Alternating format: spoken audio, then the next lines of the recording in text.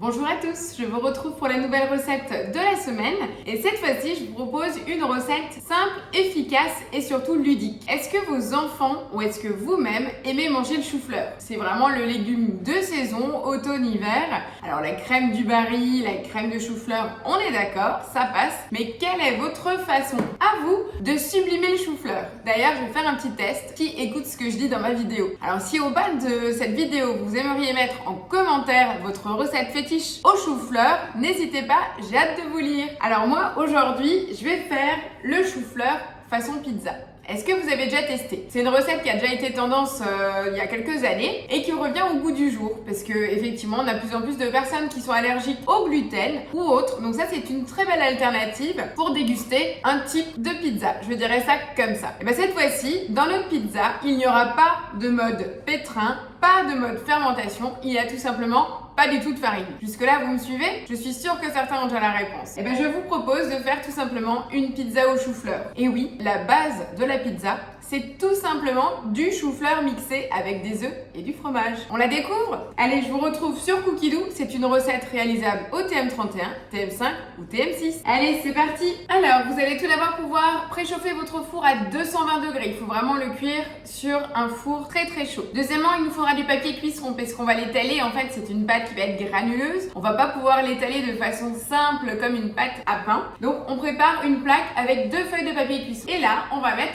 500 g de chou-fleur. Donc le voilà, chou-fleur du jardin. Je vais vous trouver tout l'hiver, comme ça, des recettes pour utiliser les légumes d'automne. Donc dans ces 500 g de chou-fleur, on va rajouter 250 g d'emmental. Donc là, je vais le couper grossièrement et on va rajouter 2 œufs entiers. Voilà, donc je mets le couvercle sans le gobelet doseur. Et là, on va me demander d'insérer la spatule. Je me suis dit que vous allez déjà vous dire, regardez le niveau de mon bol. Bah oui, le chou-fleur, ça prend beaucoup de volume, mais il y a plein de vide. En même temps, ça devrait pas vous choquer si vous réalisez vos salades de crudités avec le Thermomix. On nous demande aussi d'intégrer la spatule. Donc là, je rentre. Et là, tout simplement, on part pour 9 secondes à la vitesse 5. C'est parti? 9 secondes. Donc vous avez vu? C'est ce que je vous disais, c'est comme un crumble. Donc là, ça ne va pas s'étaler de façon facile. Donc on va l'étaler entre 2 feuilles de papier cuisson. Voilà, vous préparez tout de suite une plaque avec une feuille de papier cuisson. Jusque là, vraiment rien de sorcier. Après, il y a 2 options. Comme là, on est vraiment sur quelque chose de granuleux, alors ne vous inquiétez pas puisqu'on a mis du gruyère. Donc quand il va fondre, ça va agglomérer le tout. D'accord? Donc là, je vais pouvoir prendre une grande cuillère à soupe et tasser pour faire ma base. C'est tout simplement ça qu'on va utiliser. Après, à vous de voir si vous voulez en faire une très grande, soit vous avez un emporte-pièce. C'est dans le cas où vous n'êtes pas forcément équipé. L'équivalent de 2 cuillères à soupe. Et là, je vais utiliser le support pour tasser. Ça sera un petit peu plus épais. Donc comme dit, on a la version rustique à l'ancienne, je dirais. La version plus sophistiquée avec l'emporte-pièce. Ou alors, vous faites une plus grande surface où vous allez étaler avec la spatule coudée selon la forme que vous souhaitez. En fait, ce qu'il faut faire, c'est essayer de faire à peu près la même épaisseur, puisque là, on est sur quelque chose de totalement cru, histoire qu'au niveau de la cuisson, on ait quelque chose d'homogène. Voilà, là, on a 3 formes. Ce qu'il faut retenir, vous pouvez le faire après sur toute la plaque, qui est assez sympa, c'est de le faire en mini. Comme ça, vous pouvez facilement le tenir et croquer directement. Pourquoi pas le servir en apéro ou alors avec une salade pour un repas du soir. Allez, je vais continuer à dresser, parce qu'après, il faut qu'on fasse encore la sauce tomate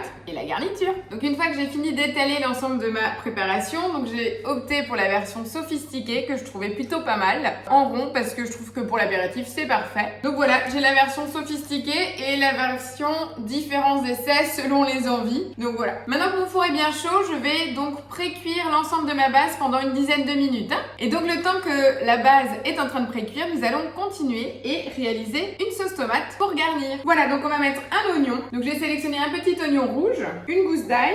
On va mettre le couvercle et hacher. 5 secondes vitesse 5. Pensez bien à racler les parois. Pour cela, je vous rappelle, retirez le bol du socle pour y aller gaiement. Voilà, on va rajouter de l'huile d'olive. On va faire rissoler le tout pendant 2 minutes, 120 degrés, vitesse 1. Et voilà, la partie rissolage vient de se finir. On va rajouter 200 g de tomates. Donc j'avais un tout petit peu plus de tomates, c'est pas très grave. Si j'ai plus de sauce tomate, j'utiliserai pour autre chose. On me demande de rajouter 15 g de concentré de tomate. Je vais y mettre 20 du coup, comme j'ai un peu plus de tomates. Et ça, c'est le concentré de tomate que j'avais fait maison moi-même l'année dernière. Je vais bien sûr rajouter sel, poivre et basilic. Oui, je suis assez généreuse parce qu'on a n'a pas du tout salé la base à base de chou-fleur, hein, donc pensez quand même à relever le reste de la garniture, sinon on va trouver ça fade et ça serait dommage. Parce que c'est une façon hyper sympa et ludique de faire manger du légume. Couvercle et gobelet doseur. Et là, on part pour 5 secondes à la vitesse 6 pour réduire la masse. Je vais donner un petit coup de spatule pour faire tomber la matière. On est plutôt pas mal. Alors je vous dis pas là, entre les bonnes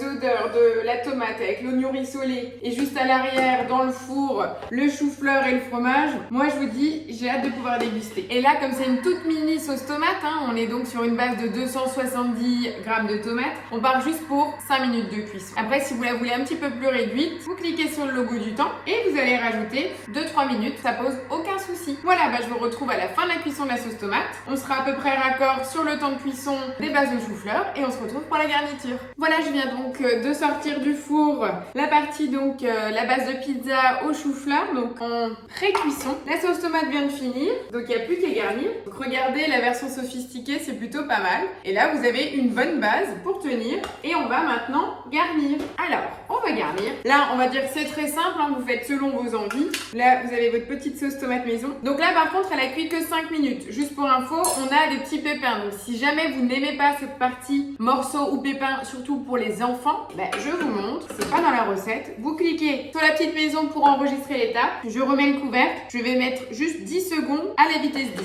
Voilà, ça va juste lisser donc notre sauce tomate. Et là, je viens napper donc l'ensemble de ma base de chou-fleur. Donc là, vous faites selon vos envies, hein. Moi, je vais mettre quelques petits dés de jambon, 2 petits morceaux de mozzarella pour bien garnir, les petites olives, bien sûr les couper en deux si on préfère. Voilà les mini pizzas au chou-fleur que je vais remettre au four pour les finir et vous montrer le résultat. Donc comme dit, je vais continuer à garnir le reste. Jusque là, vous en pensez quoi? Ça vous donne envie? Ça change, hein. De toute façon, on a les baguettes façon pizza. Pour l'instant, je vais vous retrouver pour le résultat des mini pizzas au chou-fleur qui sont déjà au four. Voilà, je viens de sortir du four les mini pizzas au chou-fleur. Donc c'est tout joli, c'est vraiment l'aspect visuel d'une pizza. Je vais en préparer une sur l'assiette pour vous montrer. Ça tient plutôt bien et j'ai mes dernières petites feuilles de basilic du jardin. Voilà, moi je trouve que c'est plutôt pas mal pour faire manger du chou-fleur. Alors comme vous êtes nombreux à me demander de goûter en direct, je vais goûter face caméra. Mon souci est toujours le même, c'est que c'était un peu chaud. Alors c'est assez sympa, ça n'a pas du tout la texture d'une pizza forcément. On n'a pas le côté croustillant de la pâte à pain. On sent vraiment le côté granuleux du chou-fleur qui était cru. On sent le goût du chou-fleur aussi, mais qui n'est pas non plus ultra présent puisqu'avec la garniture qu'on met dessus, la tomate,